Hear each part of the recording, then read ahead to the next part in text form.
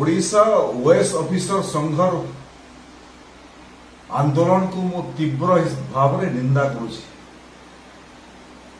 एवं OS officer संघर आंदोलन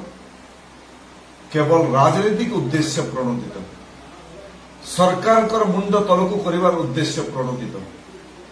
एवं अन्य दलर प्ररोचना विशेष भाव विजु जनता दल नेतृमंडल प्ररोचना ओडिशा ओएस ऑफिसर संघ एभली एक आंदोलन को ओह्लैछन्ति जो दिन भुवनेश्वर महानगर निगम पालिका एभली घटना घटिला जड़े अधिकारी को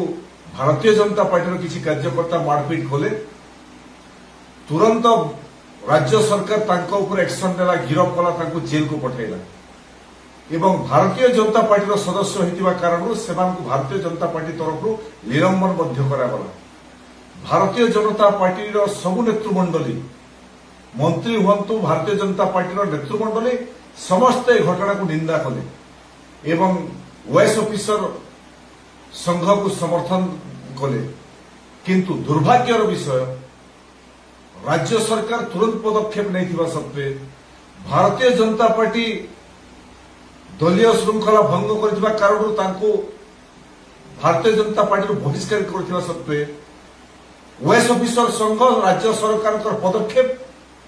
एवं भारतीय जनता पार्टी पदक्षेप रे खुशी हेबा कथा धन्यवाद देवा कथा किंतु जेहेतु राजनीतिक उद्देश्य प्रणोदित यह आंदोलन एवं भारतीय जनता पार्टी जड़े वरिष्ठ नेता को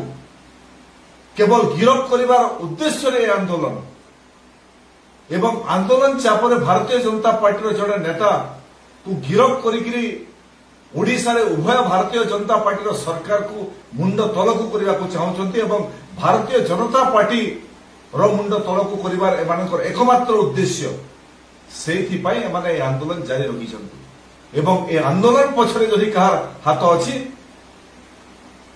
विजु जनता दल नेतृमंडली ए आंदोलन को प्रोत्साहित करुछन्ति एवं विजु जनता दल नेतृत्व इंगित